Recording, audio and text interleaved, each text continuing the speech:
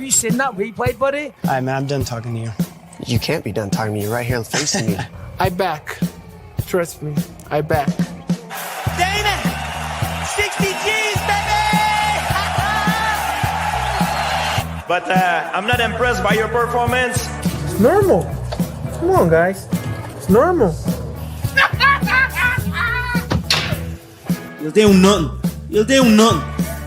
I'm the man of the hour, Joe. Too sweet to be sour. What you see is what you get, and what you don't is better yet. I'm the women's pick. I'm the men's regret. And if you win against Chael Sonnen, you made a bad bet. I don't have much left to say other than you have seen nothing yet.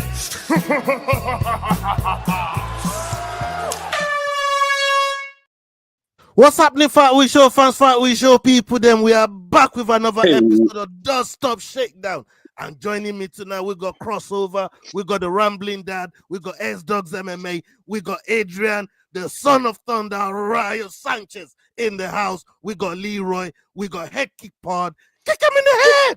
Everybody is in the house tonight, man. Salute to my panel. We're going to start with Cross. How you doing, brother? And we go from I'm doing good. I'm excited. Always looking forward to get on here with you guys. It's always a treat. Ready to get into this news, and it's good to see you, boys. Dang.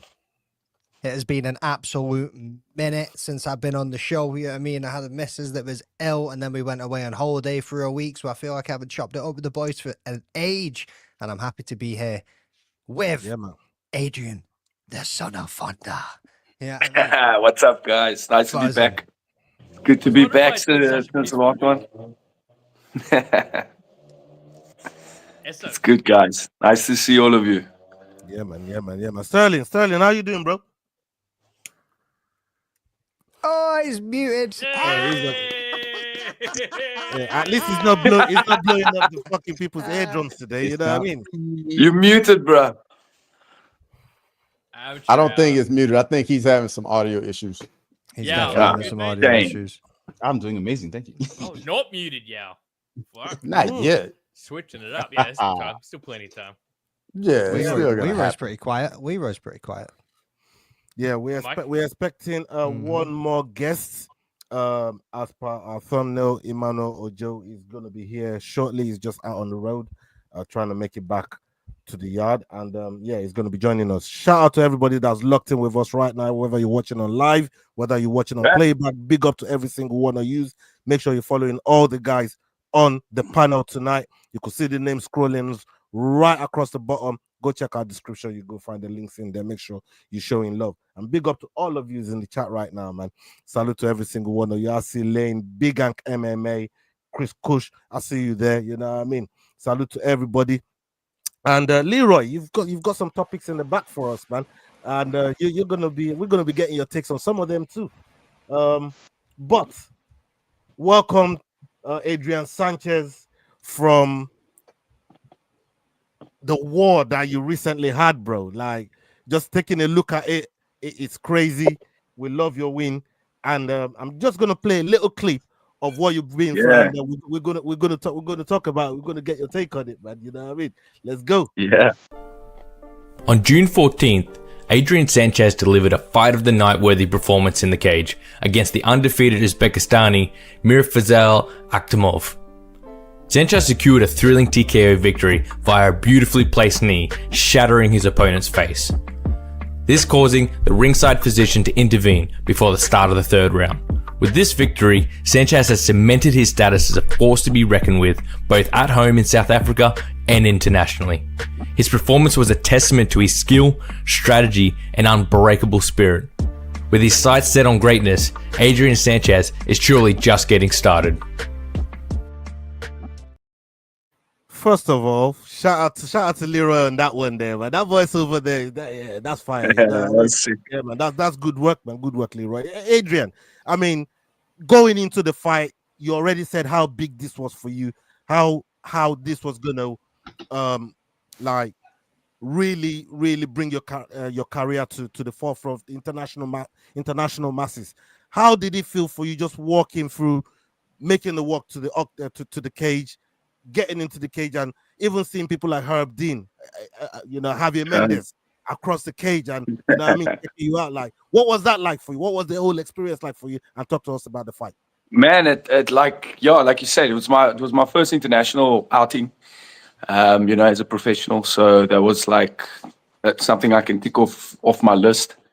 But yeah, it was a real experience, like really like a dream come true nearly, because I remember before we even got to the fight, when we had the press conference and stuff, like I was a bit starstruck seeing all these names, like Kane Musa and James Gallagher, Mohamed Mokaev, and like seeing all these guys that I've only ever seen on TV.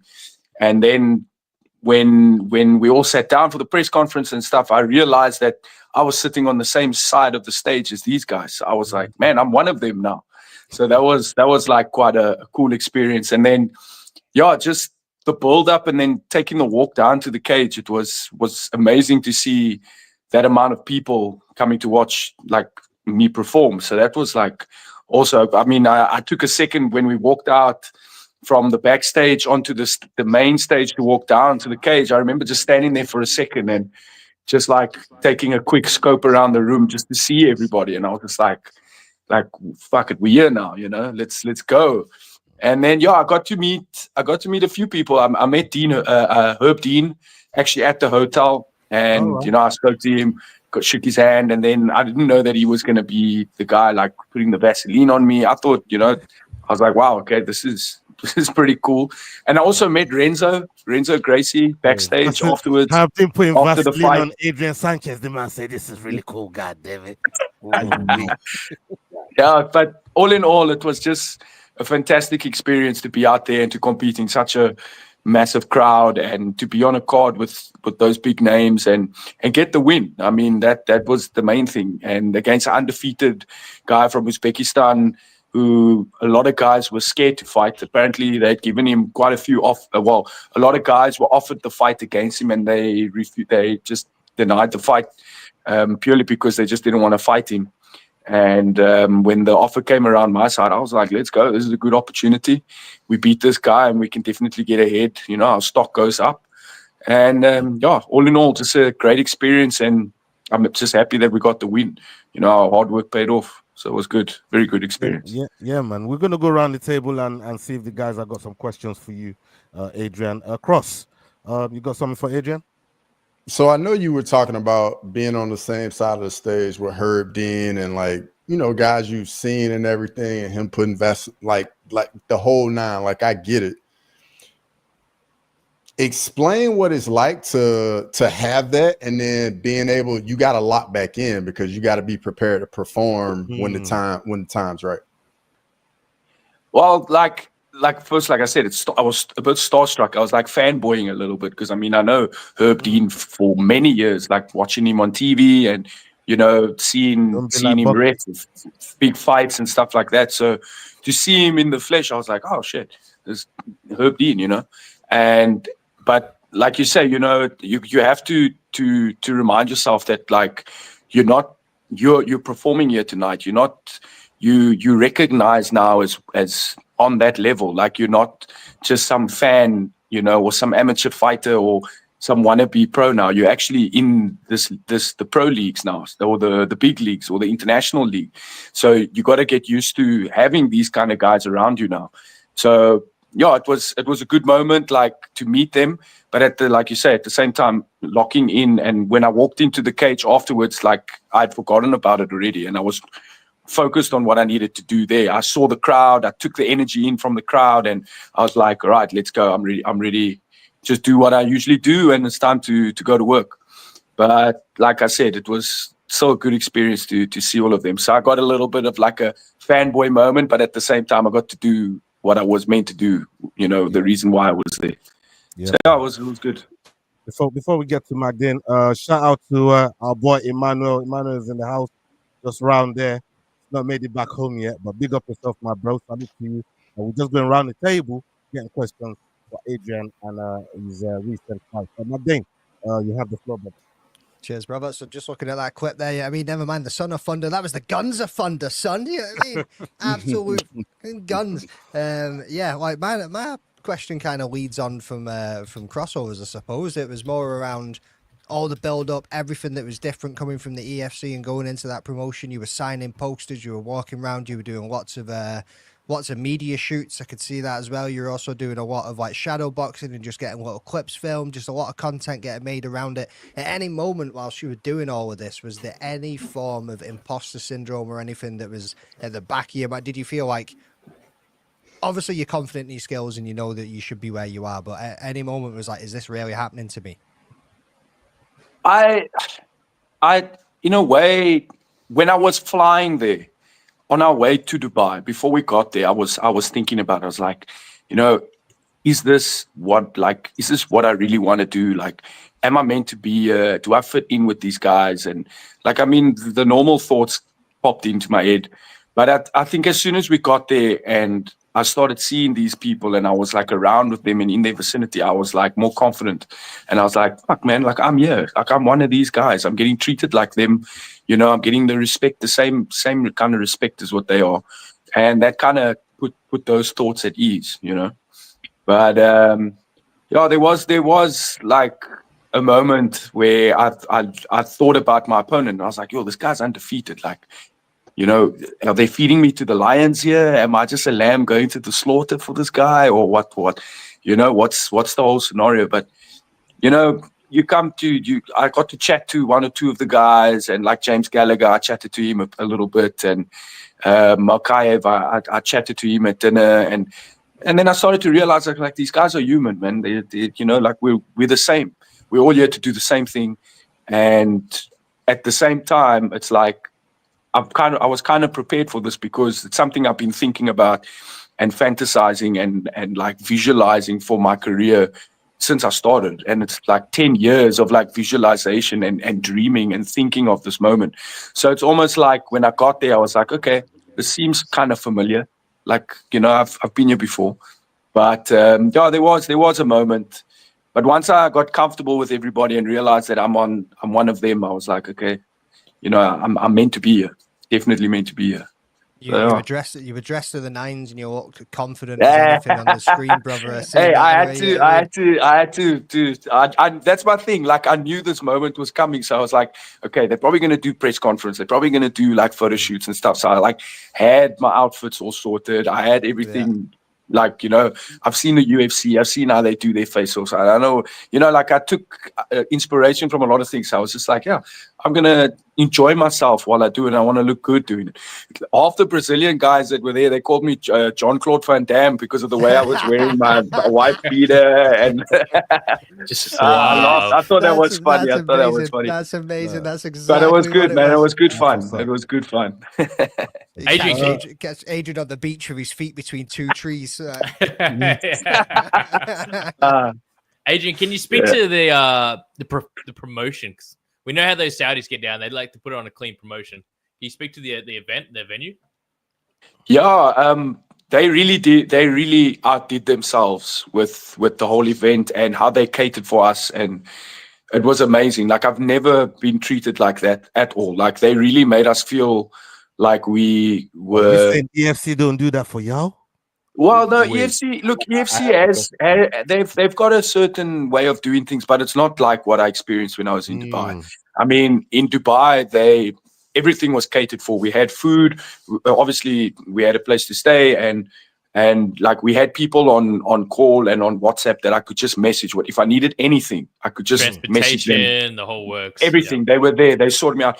Transportation and everything, getting us to and from venues, like to the press conference and to the Burj Khalifa where we had the face-off. I mean, they booked out a whole restaurant just for us at the Burj Khalifa to do the face-offs underneath. And like, I mean, the transport, they were driving us around in like Maybachs and like Bentleys, Rolls Royces, like from, like, it was crazy. And everything was sorted.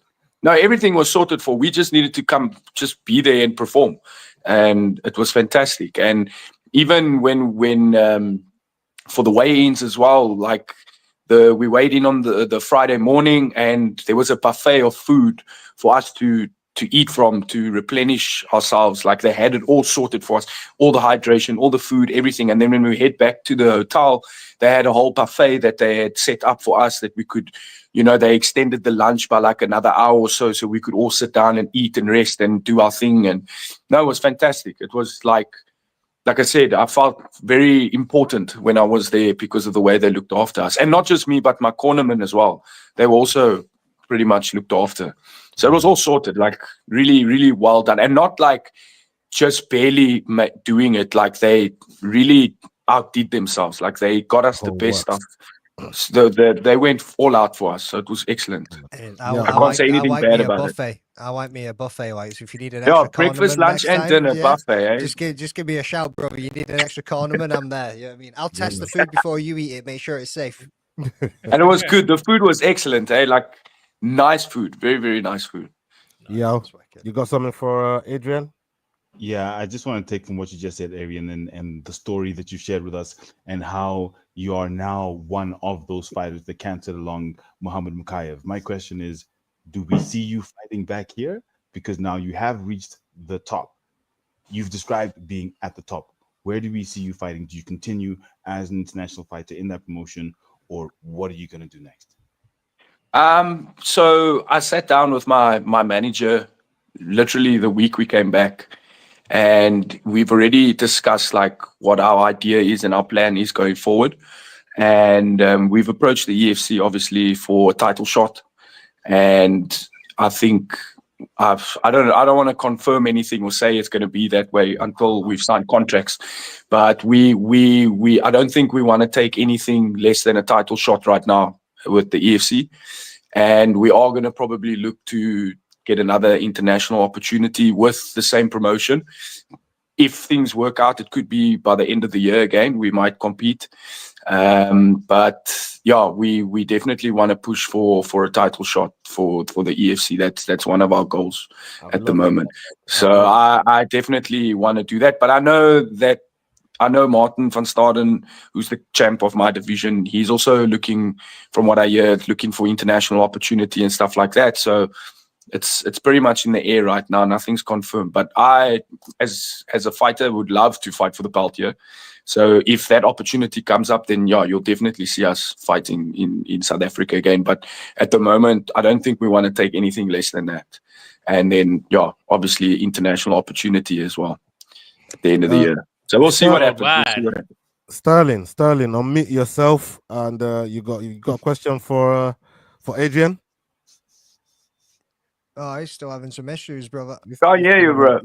He's still having audio issues. I think you need to unplug that thing, plug it back in, check what your audio input is on the settings. He's gonna come back. He was excited. He's just fucking launched it across the room. He's just launched. Yeah. He just shouted, "Fuck!" Yeah, you know he's yelling so much right now. Just launched. He's like, and he's probably got some good questions. He's probably got some like a list of questions he wants to ask. Bro, he would have come in with more energy than all of us put together too. Gentlemen, I'm gonna jump out, help him out, and then I'll be back. Yeah, man. Let's come to Emmanuel, man. Emmanuel, welcome. I see you've been waiting patiently. No. He's like, I'm on a train. I'm on a train. It's not there yet. It's not there yet. All right, Emmanuel. All right. I'm gonna come to you, Adrian. I'm gonna ask you this, right? Because we saw, going. Emmanuel, just tell them to shut up, bro. You'd knock half of them out anyway. You know what I mean? We've seen, you going into the fight. Obviously, we made a good amount of talk about your work with Yokai Gym, and now you look like you parted ways with them going into this fight. We've seen you back with PFASA. Can you shed us a little bit more light on what for sure there and how you ended up so obviously not again, like a lot of people want to know what's going on, what happened with the move and stuff like that. And I just want to say it out there, like it's nothing personal to anybody or anything, or like nothing negative happened or anything in the gym. I just came to a realization, and obviously just wanted to make a decision for myself, career-wise and things like that. Obviously, with this big opportunity that came by, I just needed to be in a little bit of a more like a professional environment where there was other professional fighters that I could train with and feed off, and having Mikey there and being under his wing again and stuff, because it was a massive opportunity. And I'm not saying that Yorkai was lacking anything, but what I needed was at PFA. And so I just approached Mike and asked him if I could come back and finish up the camp, and he was all more than happy to have me back there. So yeah, I joined up with the gym again, and I've been training with them ever since. And I had about like a month before the fight when I joined up with them. So I literally did do the back end of my camp there with them. And it was a good decision to make. And I'm still on good terms with Yorkai and so on, but it was just a decision that I needed to make for myself. And I just felt that being in an environment where the training is a little bit more on a higher level, because I was the only professional fighter at Yorkai, and I was trying to help build the amateurs and stuff, which was going very, very well. And I think we set a good, before I left, a good base was set for them. And, Cam's more than capable of running things that side as well. So it's not like it was a massive loss or anything like that. And again, it wasn't anything personal to anybody. It was just something that I decided for myself, and I just thought going to PFA is going to do better for my career and for my training, and just and like the comment says here now, I was just trying to do what I felt was best for myself, and that was out of respect and honor for everybody. And I was supposed to take Cam with me to Dubai still, regardless of going to PFA. He was still going to be in my corner. But unfortunately, he got injured like a week and a bit just before we had to leave. I think he tore ligaments in his knee and he popped his ankle during training or something like that. So that was a bit unfortunate. So I had to switch up my corner a little bit. And then we had some of the guys from PFA that were available to come with me. So things worked out well and everyone's happy, and, it's for the best at the end of the day. I mean, for those that don't know about PFASA, they've got a fantastic coach over there, in Mike Monami. He's been around Adrian's career from before you went to Yorkai, and obviously going back to him, it feels like home a little bit more as well. Definitely. I feel more at home, and also I've got my coach back full time now as well, so I don't have to necessarily worry too much about making the decisions myself. It takes a lot of pressure off me because obviously he will guide me and direct me. All I need to do now is just pitch up and train and do what I need to do, and he'll be there to manage the reins. And then obviously my manager is there as well to help us out. So we're all working together. It's a good environment now at the moment. And future fights, you're going to see me under the PFA banner. Yeah, man. So before we move to some of the other topics that Leroy has put together for us, I just wanted to ask you one more thing regarding one of your teammates in Tumelo. We know he's on the Ultimate Fighter, obviously putting you going on international duties as we see just now, and Tumelo doing what he's doing, Bonzo still doing what he's doing over there. And I know both of you are really, really close as well. How proud are you of what he's been able to accomplish, and where the gym is going as well as a whole, and how that affects your career going forward? Yeah, man, I'm very, very chuffed with Tumi. He deserves the opportunity. I mean, he's a skilled fighter. He's got a lot of potential. He's very young as well, and he's tough. He's a tough son of a bitch as well. And I'm very proud to be part of his team, and proud to call him my teammate. Excuse me. And and just being able, being on the mat with him and training with him and rubbing shoulders with him, that exposure and that experience that he's had, he's kind of shared that with us as well.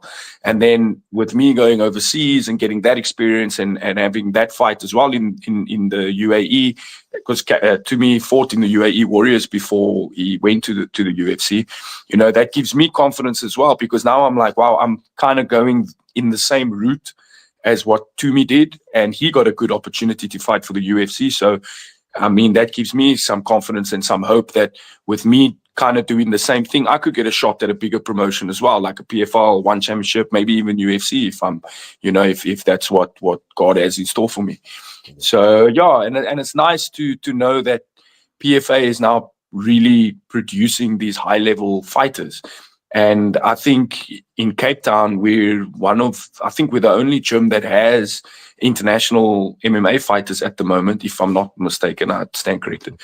So that's also a feather in our cap at the moment. And we're definitely going to have more in the future. That's for sure. And it's nice to be, one of the first, myself and Tumi, one of the first to do that. And we can set a nice, open it up for whoever else comes after us. So yeah, it's good. I'm proud of that. I'm very proud of that. And proud of Tumi as well.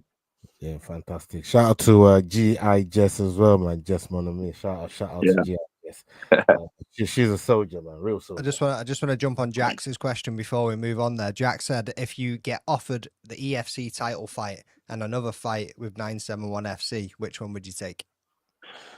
Yo, I saw that pop up. No, it's a hard question, because the only reason why I would fight again in the EFC like right now is for the title.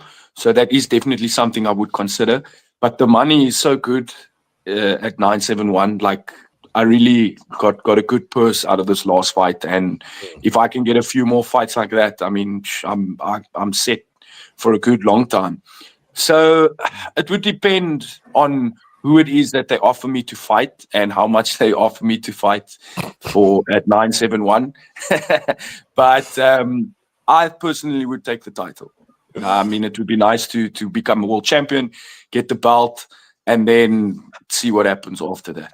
I'm mighty surprised that fucking mic is still alive somehow. I don't know how that mic is still together. I see what you did to that mic. Can y'all hear me? Yeah, y'all can hear me, bro. Yeah. Oh, boys, you missed a perfect opportunity to trigger him there. Fuck, let's go. First of all, we're past the 2-minute marker. Emmanuel, what the fuck's going on? Adrian, you knocked the motherfucker unconscious again. You have another warrant for your arrest. What the fuck did y'all do after the fight, son? And what was the vibes like in the locker room? Ola Spuckers, Spliff. What the fuck is up, boys? It's the fucking Fight Week show on a Wednesday. There goes the monetization. Let's go, man. What happened to your P's and Q's? It worked out perfectly that it took so long to get his microphone working. Yeah, now I know why his mic was on mute. That mic had enough in it. That mic had enough. That mic had enough. Hey, I launched this thing. I don't know if y'all saw that, but I launched this thing across the living room. I saw it. He pulled it out like completely. He went offline through the fucking mic. Hey, Leroy is Jesus Christ reincarnated. That dude is a legend. And nobody wants to believe me. I keep telling people, but nobody wants to believe that shit. It's the beard. Comes with powers like Samson. Leroy walks on water, brother. But Adrian, my bad. Yeah. Well, to answer your question, what do we do afterwards? Well, so you first going back.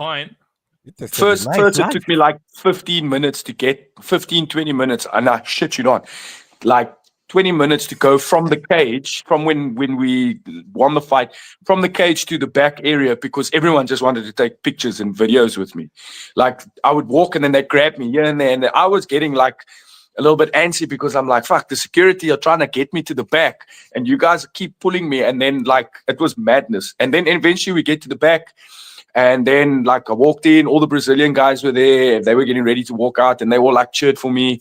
And then I was getting changed, and my cornerman, Ryan, he came up to me and he's like, hey, do you see who's sitting over there? So I turned around, like, I don't fucking notice because I'm on cloud 9 at the moment. And I was like, who's that? And he's like, it's Renzo Gracie. So I was like, oh, fuck. So I went up to him, shook his hand, and he like gave me props and like congratulated me. And he was like, hey, brother, that was a good fight. He's like, you almost got him with the knee. And he's like, oh, it was phenomenal performance. Took some photos with him. And then, yeah, got changed and went out. And we got to go sit in the VIP area, got to watch the rest of the event, which was pretty cool. Still people coming, taking photos and wanting pictures and videos and I don't know what all. And then we eventually went back to the hotel room, and this is like 12:30 in the evening. And then we decided to go, like, I'm not a big drinker or like, You know, I'll go have a party, whatever, but I'm not really like a big drinker or whatever. So we went and we had a burger and a beer, which was like in rands, the most expensive burger and beer I've ever had. But it was cool to chill with like some of the other South African people that were there, because I had a group of friends that I'd worked with back in the day when I was working in corporate, and one or two of them were in Dubai and had been living and working there for some time. So I organized some tickets for them and they brought their friends along. So we got together as a group and we went and had a burger and some beers and, you know, spoke a bit of shit and just enjoyed the moment. And then we had to be back at the airport at 6 a.m. the next day anyway. So we couldn't really get any hangovers or anything like that. But when I got back to South Africa, I did go and have a little bit of a soiree with some friends, and that was fun. But yeah, man, just enjoyed the moment. I'm still enjoying the moment. Like, you know, victory lap back in SA must have been good. My brother, actually, you know, talking about that, my brother's coming back from his travels tomorrow. And he's already told me, he's like, when I get there, we're going to celebrate properly. You and I, we're going to go. And I know when it's me and my brother, you got to lock everyone away because we're going to have a good time. So, yeah. Let me quickly pay some bills real quick. Shout out to Northside Raid. Big up yourself, Northside, and everybody that's rolled in from Northside, LDN. Salute to every single one of you, all you gooners that love MMA. And if you don't love MMA and we're able to convince you, stay, hang around, make sure you subscribe, make sure you're following everybody that's on the panel. Big love to every single one of you. And we're going to be touching on the pay-per-view that's coming up this weekend as well, as we got Adrian Sanchez in the house. Okay, Leroy, you got some tickets there for us in the back. You got to see some videos that you put together. Let's get the first one that you put together for us, brother. Dana White officially announced Jon Jones has vacated the heavyweight title and has retired from the sport. Tom Aspinall is now the UFC's undisputed heavyweight champion of the world. Following UFC Baku last Saturday, when asked about the situation, Dana White told reporters, "Jon Jones called us last night and retired. Jon Jones is officially retired. Tom Aspinall is the heavyweight champion of the UFC." Tom Aspinall released a video responding to the Jones retirement. Right, everyone, the news has broken. I'm sure everybody's seen it. UFC undisputed heavyweight champion of the world. Moving forward, very, very important to me just that I acknowledge everybody quickly who has supported me in this. I'm not going to say it was a tough time, but a bit of a challenging time over like the last kind of 10, 11 months that I have been inactive due to no fault of my own. But luckily, that is all behind us now. Massively appreciate the support from everybody. Massively appreciate the support going forward. I am going to keep this thing as active as possible. I want to be the best heavyweight ever to walk the face of the earth. I'm going to defend this thing as many times as I possibly can. I'm going to keep you guys entertained. I'm going to really give back to everybody who has shown me support over the last year, over the last 5 years, over the last 10 years. Really appreciate the support and love from everybody. And we're going to see an active, defending UFC heavyweight undisputed champion going forward. Thank you guys, and I'll speak to you. Okay, big promises there for Tom Aspinall. We've got some avid Jon Jones fans and Tom Aspinall fans on the panel, so we're going to be getting some serious takes from from these guys. Let me come to you first. Crossover, as we heard there, JBJ, Johnny Bones, has retired. We got it through a press conference from Azerbaijan on the last card. You know, how did you feel about the way the retirement was presented to us? You know, from a legend like Jon Jones and what he's done for the sport. I got you, Cross. I got you, bro. I'm fighting for my life over here tonight. Yeah, let's go. I was wondering when it was going to get used. I was wondering, but I mean, for me, I kind of just look at Jon Jones's entire career, and if we think about it, none of it has gone to plan. There's been a turn, all kinds of turns throughout his career, and when you look at the totality of it, it kind of makes sense. Like, he doesn't do what everybody expects you should do. He's not going to go out like how everybody thinks he should go out. Like, that's just how his career has been. It's been a lot of just a lot of uncertainty, a lot of moving parts. And at the end of the day, man, the guy moves to the beat of his own drum. So I can't really say we're surprised about it, but at the same time, I hate we're missing out on the Jones Aspinall fight. I'll say this, man. You and Making the Walk, Kitchen Jacks, you guys really broke it down well on Crosswalk the other day. Yeah. You guys, yeah, like the Appreciate breaking it. down like his Appreciate it, whole brother. career. You guys went through it painstakingly. So terrible takes, but it was accurate. Terrible takes. I was wondering when you was gonna say something. I was wondering. You went through his entire career painstakingly so. Terrible take. McDade, I mean, Tom Aspinall said some serious words when this whole fight was supposed to have been put together, and he said he was going to retire John Jones without fighting him. I proclaimed him the undisputed heavyweight champion with a public apology at the time. And I said, at the end of the day, the way he's moving and defending interim titles for me but that doesn't take away John Jones's goatness. But for me, I put him undisputed at that time and still is. And now, why did it take so long for all of this to go down like this? And what do you think is done for Aspinall's career? Only John, Dana, the rest of the brass, and potentially Tom know why it's taken so long. You know what I mean? It seems like they've been going back and forth for quite a while. He was offered the money that he wanted. The fight seemed like it was going to be happening. Then he was away in Thailand doing whatever he was doing. Now he's got court cases come up against him again. And I don't know, man. I honestly, I said a little while ago, it was kind of getting to the point where it was like talking about that certain Irishman where it was like, I'm fed up of this conversation now. But who knows what happened, dude? Why did he take that long to say, right, I'm stepping away, I'm doing this? And why did it look like he was going to take the fight and not? Did he just want to hold the title for a little bit longer just to be like, yeah, I was the heavyweight champ for so long? Who knows? Yeah, You also have to go back to when he said, when he originally decided to step away from the light heavyweight division, that he was going to take some time off to get up to size. And then when he fought for that title, he would be an active champion. And he was the furthest thing from it. So to respond to like Lord of the Pies, like it's not that we want him to sacrifice. We want him to stay true to what he said he was going to do. We want him to pay up to the heavyweight division, to the UFC, to the fans. Like everyone just feels ripped off. It's like, why the fuck did you make us wait for so long before you paid up? I mean, if you were going to bounce out after the Stipe fight, retire then and there. Yeah, a lot of people think, you know, John Jones has shortchanged them. I don't know if you know, people are talking about the Francis Ngannou situation. We feel like we missed something from that fight. That ultimately kind of cost Francis Ngannou his UFC career as well. If we're going to tell the truth, ultimately it cost him his career and he had to leave the UFC. But do you feel shortchanged by Jones, or do you think, you know what, he's done enough for the sport, especially his light heavyweight run and what he did at light heavyweight, making maybe a separation for his heavyweight run, because that really, when you look at it, it doesn't even like start to count, in my opinion. What's your take on all that?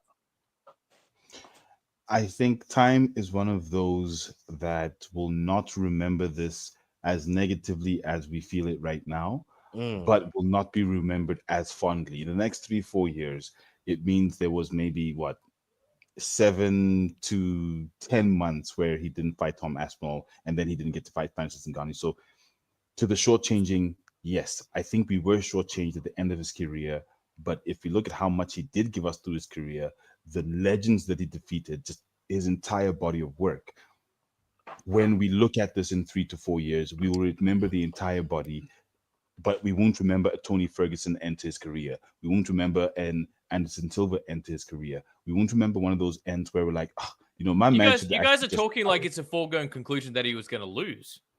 I don't think that's the case. Win or lose, it's irrelevant whether he was going to win or lose. We just want to see him in one of those fights. And that's why I'm saying the fact that he didn't take them, we don't have a situation where you end up on a skid potentially, or whatever the case is.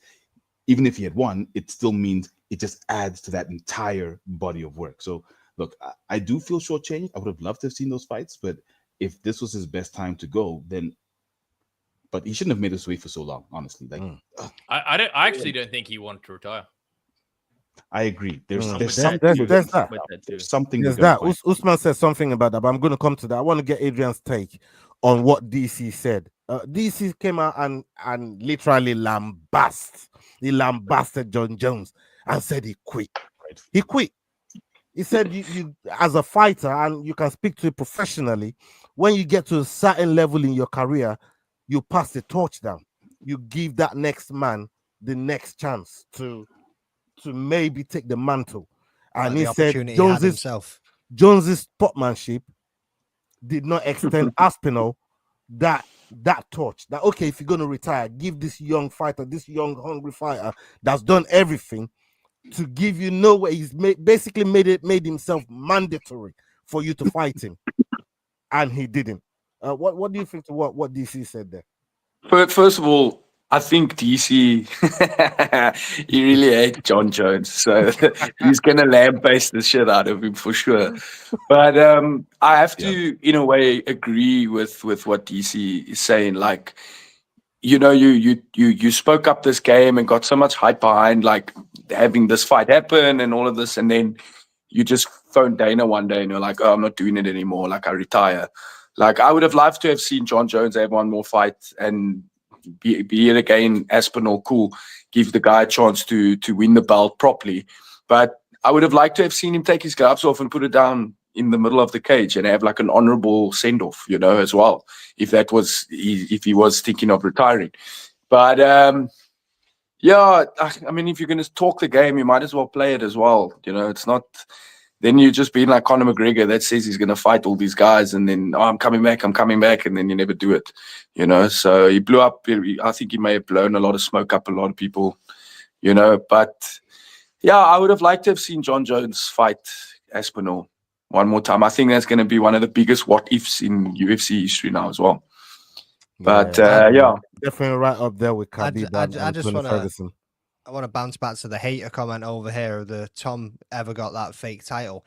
Yeah, he did fight the dude he was originally supposed to fight. But if that was the only fight that he was ever going to do, why did they put Pav as the backup fighter? Why would they do that? He should have taken the fight against Pav, is what he should have done, as the man was rightfully the backup fighter. He didn't.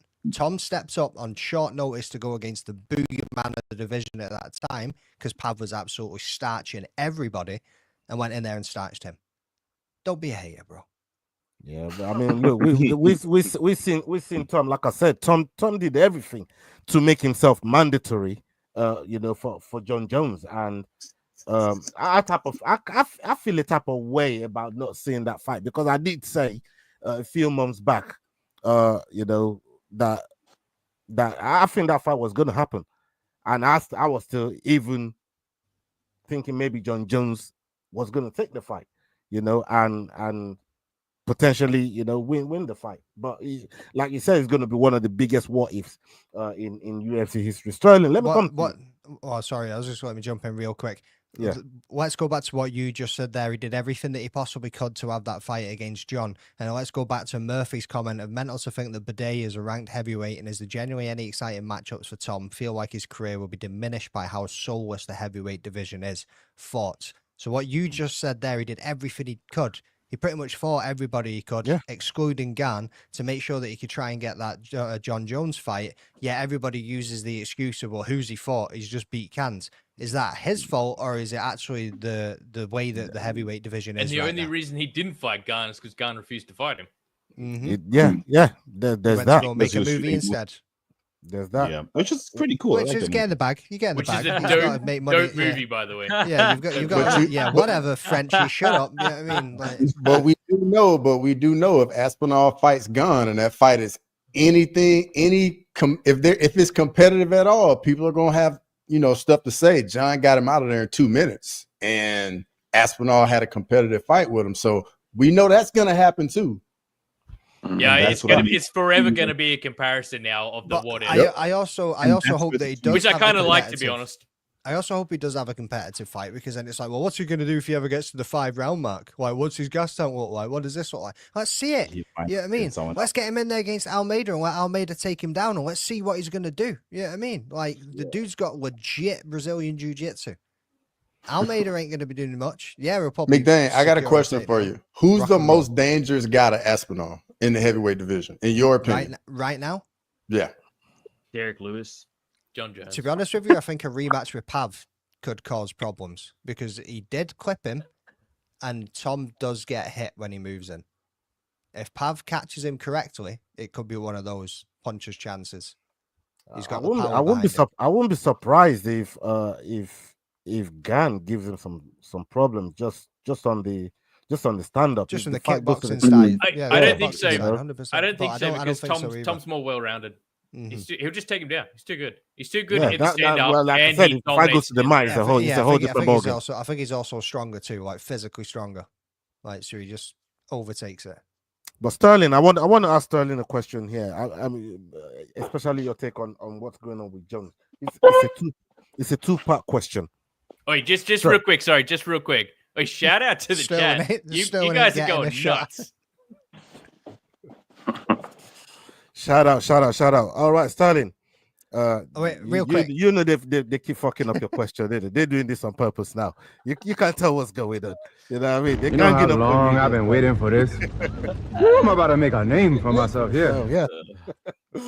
Hey, so they keep looking at John Jones' retirement. A lot of the legends that's already passed through the UFC, the Anderson Silvas, the Khabibs, they're all wishing him well. And none of these guys seems to maybe have some kind of ill will with the way he parted the game, right?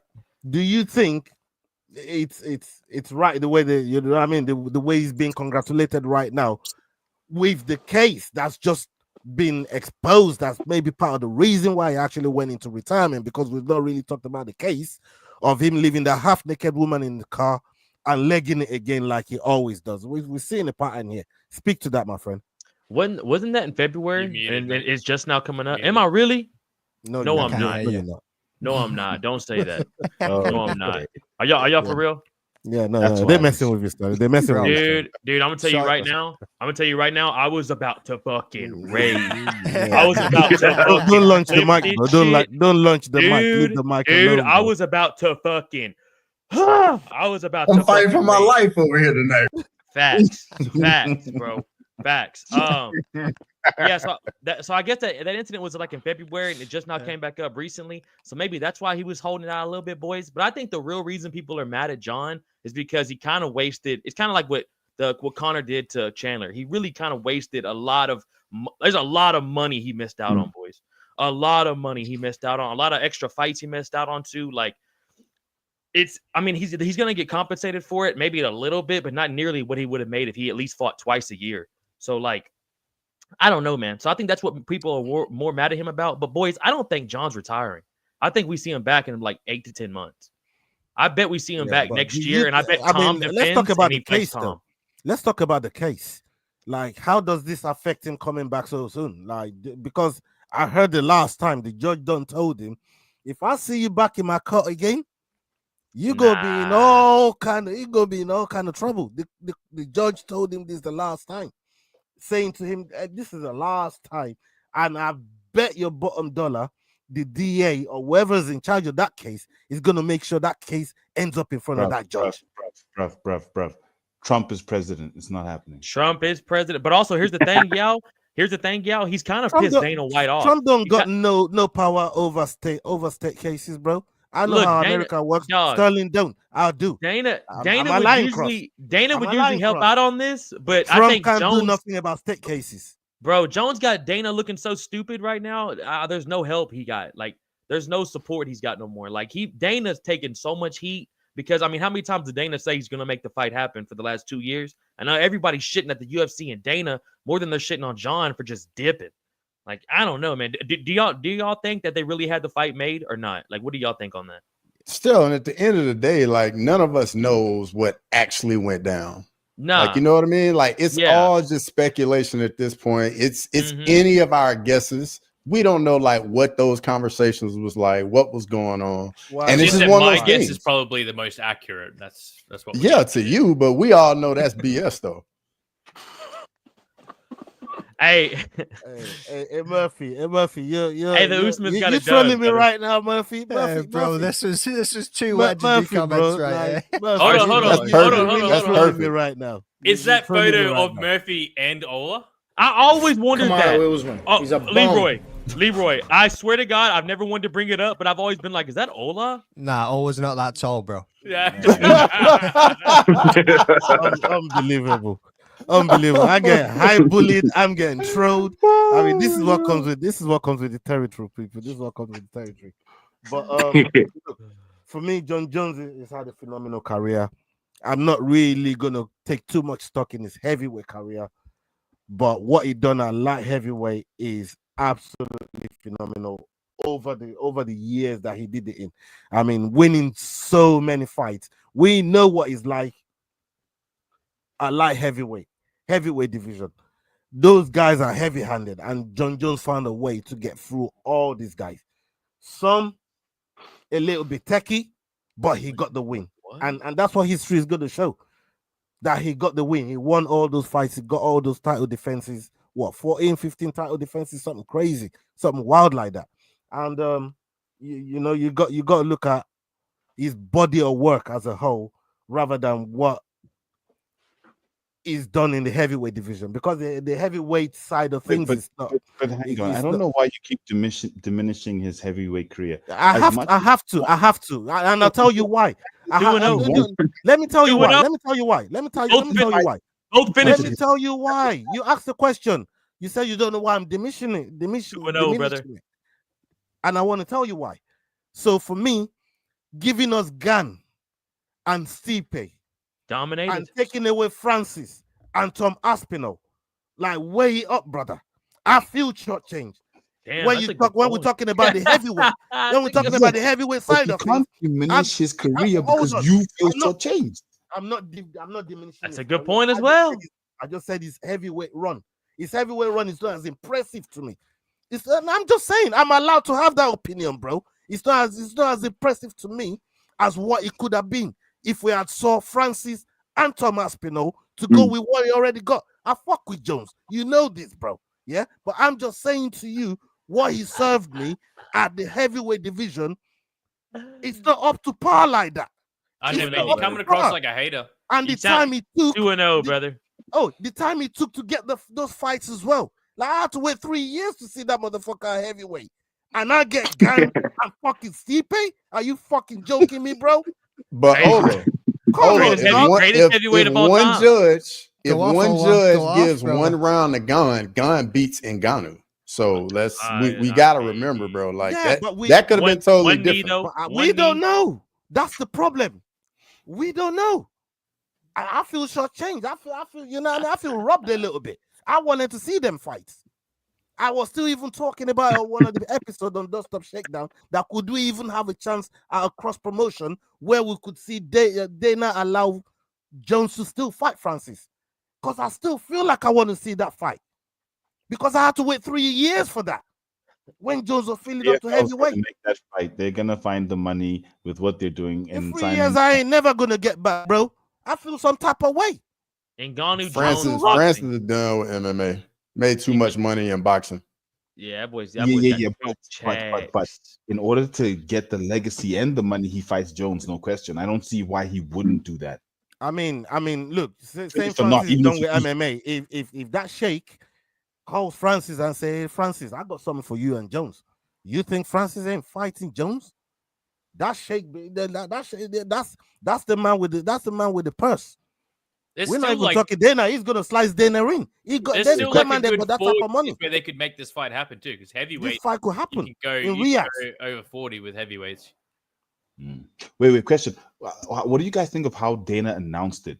Under normal circumstances, you wouldn't have it like the way he did it was just like So that's John Jones. Kind of what I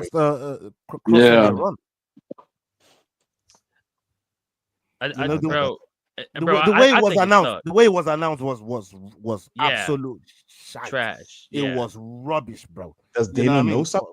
That's why it was trash. Like, why was it so bad? Like, why was it so bad? Especially for something as coveted as the heavyweight title and the heavyweight title holder. I don't know, man. Maybe Dana was pissed. Yeah, he's probably he seemed pissed. Definitely seemed pissed. Maybe Dana was pissed. I posted on Twitter straight away saying there goes his ticket for his broadcasting deal. Because if he had that fight in his back pocket to sell to any kind of promotion or broadcaster, that would have been like, right, we'll give you whatever you want because that's going to bring in all the views. And that would have been a way to break out of the pay-per-view model with that fight. Yeah, because Connor's not coming back. So that was our only big fight. Yeah. All right. I think we've done enough on Jones. Let's get to the next video, Leroy. Drop it. Ilia Topuria is gearing up for UFC 317, where he'll face Charles Oliveira for the vacant lightweight belt. According to Laura Sanko on her One MMA Podcast, Topuria has opted to train alone, void of his coaches for this training camp. Citing logistics and sponsor obligations in Madrid, Sanko suggests that Topuria simply made a practical choice rather than abandoning his coaches. The Clement brothers, who have been with Topuria since his early days, express gratitude for the years of mutual learning, and there's no apparent rift between them. As Topuria prepares to become a two-division champion, it seems that his independence is not about ego, but rather about getting the job done. Some might be wondering, was changing up this formula a good idea? Ilia's coaches have been a part of Topuria's journey since the beginning, and their training methods have likely contributed to his success. By switching to a solo camp, is Topuria risking disrupting the winning formula? You know what? Show me the money. I'm going to change tactics here and come straight to Adrian with that question there, because this is a man that's literally just went through very similar situation in what Topuria is making. Has made the decision to switch and trade by himself. I mean, what's your take on that video you just seen there, Adrian? Yeah, man, it's a bit of a, I don't know, I'm like 50-50 on it, because you need a team. You need your coaches. You need someone on the outside to see things from a perspective that maybe you'd miss a few things, and just having that support system and having just you need someone out there that can just see it from a different angle than what you will. But at the same time, if he feels that it will keep him more focused and more geared in on what he feels is going to work for the fight, then by all means, take the reins and I mean, you are the champion, you become the champion, but you also have to remember that you didn't become a champion on your own. Your team was there. So why try and fix something that isn't broken? You know what I mean? If it's not broke, don't fix it. Why would you want to change it? Unless he can see something that maybe he wouldn't have been able to communicate to his coaches, or maybe they didn't have the same vision as him and he decided, right, this is where I want to go with it, then by all means, okay, cool. He knows what's best for himself. But I don't know, there's a part of me that's like, I don't 100% agree with it. You still need a team and you still need a coach. You shouldn't just go on it on your own, unless he's trying to be selfish and he's trying to just get all the glory for himself and say, I'm the one that did it. But at the end of the day, I do feel you need a coach. You need your coaching team to be there, not only just your training partners. And yes, you have a vision and you have an idea of what you want to do, but you need other people there around you. And if they were something positive and helped you get to that championship, the first championship, then why wouldn't they be able to? What's the reason that you taking them out of the equation if they actually added to everything? They added to your success. So I don't know how 145 champion who did something similar and it didn't pan out too well. Who was that? You guys remember Conor McGregor did the same thing. He disconnected from his old coaching team and it just went downhill from there. I mean, this was different because he went to fight Floyd Mayweather, but it's still a similar path. He went out on his own and just fell off the deep end. And that's my thing. Like, is he making a sound decision, or is it just his ego that's now come into the picture? And it's like, I'm the best. I know what I'm doing. Like, I don't need a team. Or has he really sat down and thought about it and be like, I think this is the best decision for me going forward? less people also means less distractions and less opinions, and you can all make a quicker and easier decision. But is it ego? Like, you know, is he a bit too proud? I don't know. There's a lot of questions I would ask him. Why would he do that? You know. Yao, I was thinking the same thing, brother. Emmanuel just walked in with a knife in one hand and a crutch in the other. I was like, what is this? Man, That was wild. Hey, Emmanuel, we just checking on you, G. Listen. Bro just robbed some old lady of an apple and a crutch. Apples. Look, you don't want me doing all the. Do you know what I mean? So I'm using a knife. That kid's looking out. Hey, that man's a pro. That man's a pro. No, big up yourself, Emmanuel, man. We see with the crutches there, still nursing your injury. How's life for you, Emmanuel? You good? Everything blessed? Good to have you on the show, brother. Do you know what? I was thinking about that on my way home. Obviously, you know me, I don't like being in public. So on the way home, I was just pissed off that I couldn't connect with you lot. But obviously now I'm home, I'm happy, innit? Yeah, but that's what's up. That's what's up. Yeah, did you see the last? Did you see the last video we just played on Ilia Topuria? Yeah, he's a madman, but he's also undefeated. You get what I'm trying to say? So when you've got that you're ultra confident. My only issue is the opponent. Do you know what I mean? Obviously, we've seen Charles Oliveira lose, but he's just undeniable in terms of he's a good performer when he's on. He's always a threat. Like, he's a good counterpart for Ilia as well in terms of like strengths and weaknesses. So it's going to be interesting. And like, is this really the time when you're going up in weight, you're fighting a stylistically like tough opponent, a bigger opponent in theory because he's going up in weight. There's so many variables. So going in like on your own, it's a bit nuts, to tell the truth. Yeah, man. Sterling, when you look at this whole thing with Ilia Topuria now, he's yapping about 170 a lot. He keeps talking about welterweight, and you've got this big fight in front of you against a dangerous opponent. He's always game. We know Do Bronx is always game, regardless of what you think of him. And he's kind of shared a lot of the quitter name that they used to call him in the past. He shared that a lot with, a lot of his recent performances. So this is a dangerous fight for Ilia Topuria as well, right? But what do you think of him just looking past that fight, almost looking past it and calling out people at welterweight? Bro, that's so he's wanting to already fight JDM after Charles. He wants to just skip the 155 strap. Like that, it makes no fucking sense to me, bro. Like honestly, like him vacating the belt, like that was gangster and all. I get all that shit to step up to 155, but like, bro, you gotta fight fucking Charles Oliveira now, and it's not even for the strap. And everyone's talking about we're worried about Charles. Like you said, dog, motherfuckers need to be worried for Ilia too. You know what I'm saying? Dude Bronx is still a gangster. So like, if he loses to Dude Bronx, don't get me wrong, it's not like he fell off. We all know Dude Bronx is a thug, but to the casuals, they're gonna go, okay, his O's gone now. And he lost to a dude that was a former champ. He didn't even lose to Islam or somebody like that. And you're talking about JDM.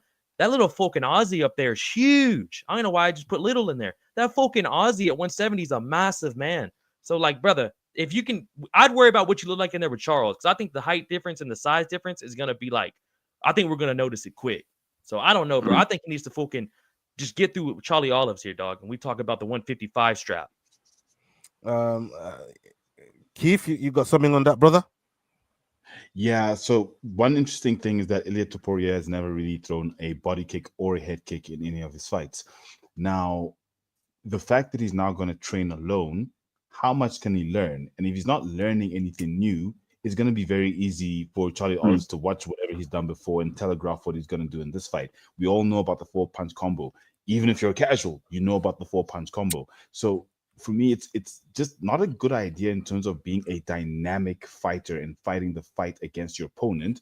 It then just becomes you trying to be perfect at what you do. And for me, once you do that, it then becomes easier for an opponent to know what you're going to do and then get you with the right feints and all those small little aspects. And that's why for me, Drickus is one of the best fighters because he trains for the fight, not for himself.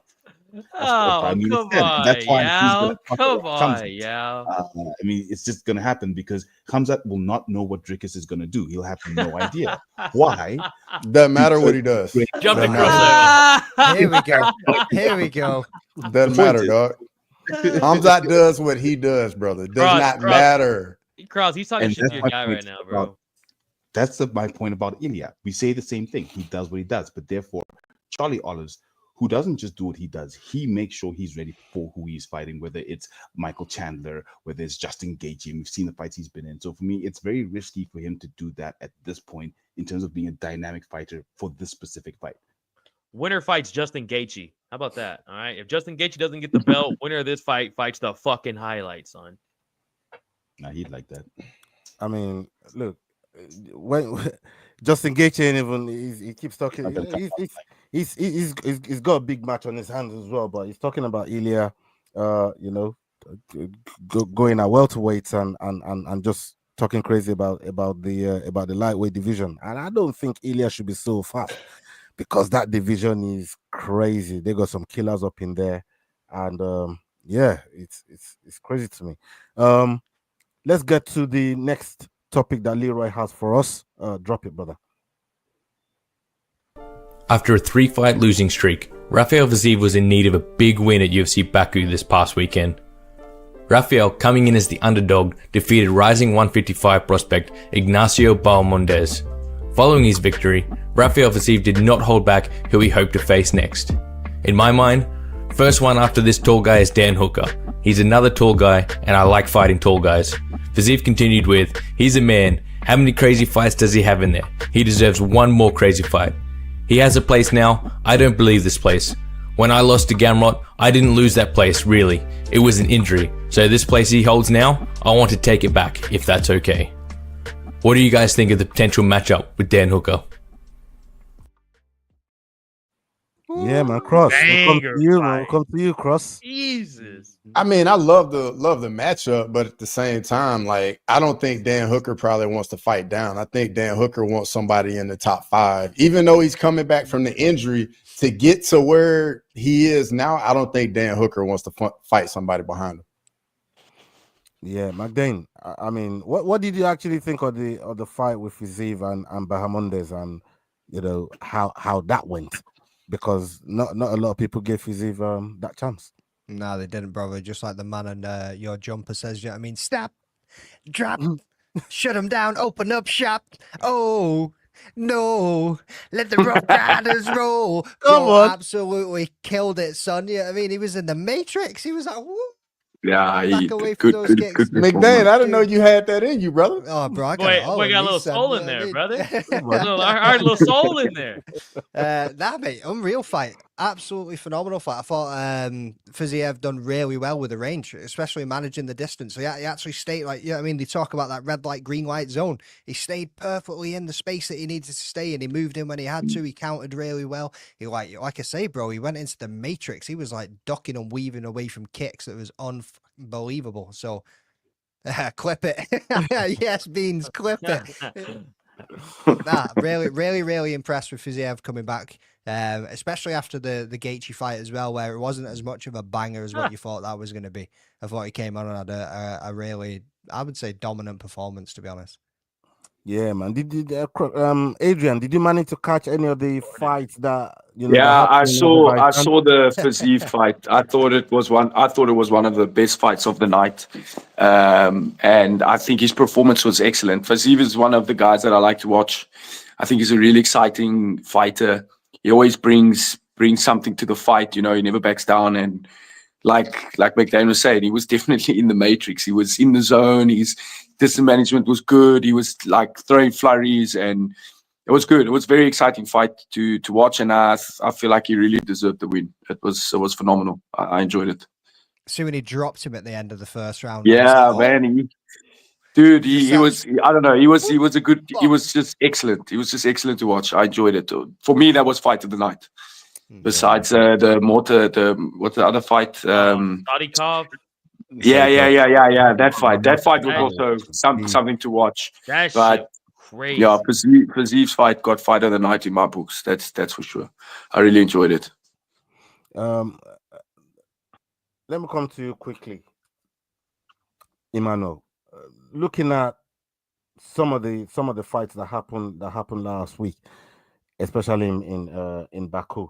I mean, which fight did you saw like that took your interest in on that card?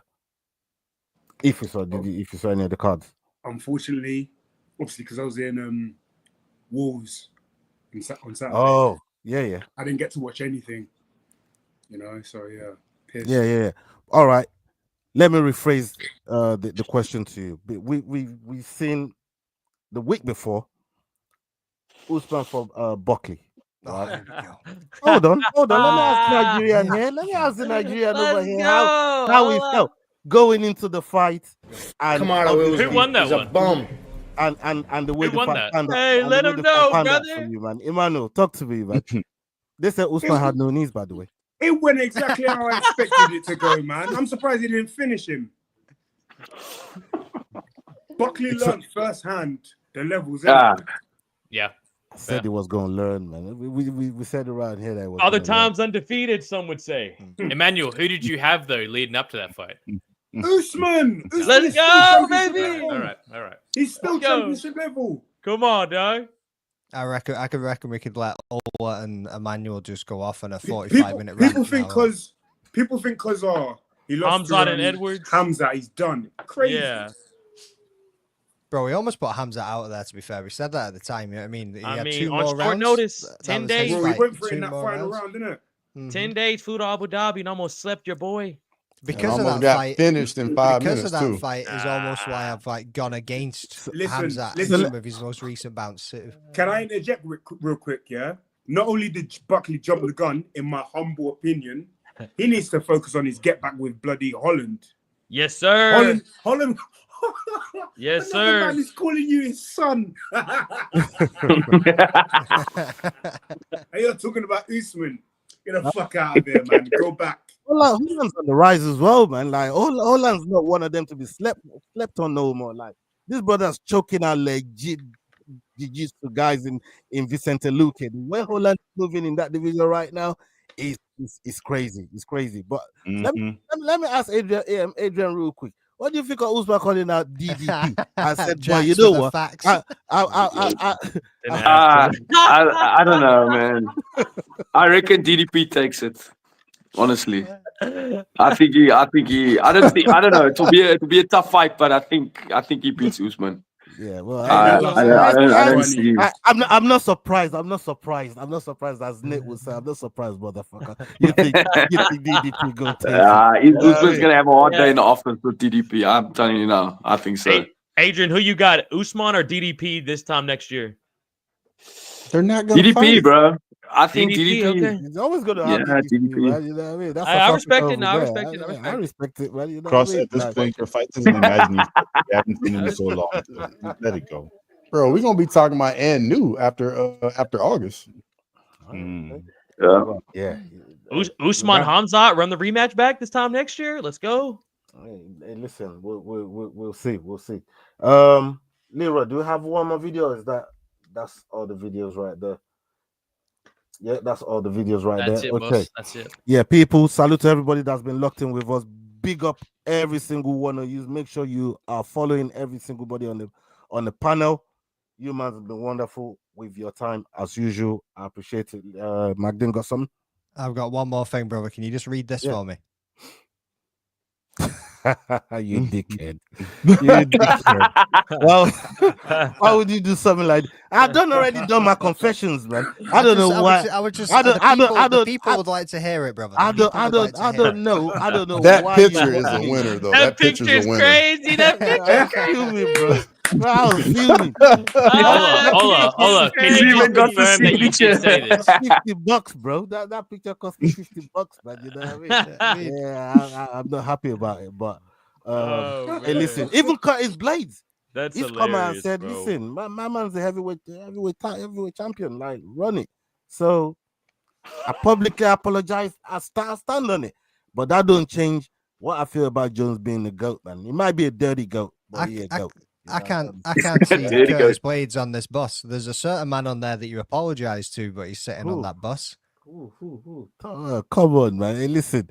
Tom's back to being my guy, man. Don't worry about that, man. Is he getting off? Is he getting off at the next stop? Yeah, he's getting off at the next stop. Tom's back to being Tom's my undisputed champion, man. I said this long time ago, bro. After Blades, I said this my undisputed champion. You know what I mean? He's back to being my guy. Come on. You know what I mean? Don't do me like that. Don't do me like that. Oh my God. You know, I'm trying to cause a rift. You know, I'm trying to say, Tom, we love you over here, but we fuck with you. You know what I mean? Yeah, maybe I don't know. Maybe if you see Francis, we might have a little talk. But yeah, Tom is the champion. You know what I mean? He running the heavyweights right now. That's how it is. All right, people. Yeah, salute to every one of you. Hasta la vista. We're out. Peace. Legend. What? Hey guys, this is John Anik from the UFC. You're watching the Fight Week Show. Please subscribe. Not now, but right now. Subscribe to the Fight Week Show. We'll see you guys on the road soon.